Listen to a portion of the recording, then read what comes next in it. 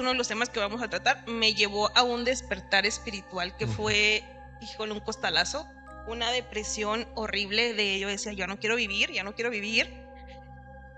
Y después dije, vamos a darle. Y seguí estudiando y me seguí esforzando.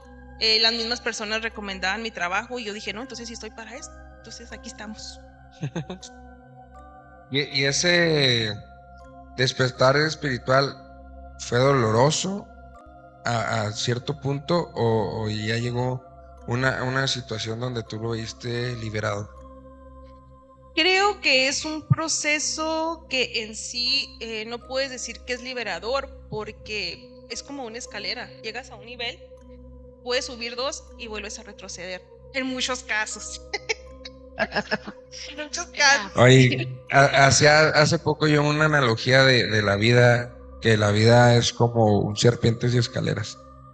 Y en este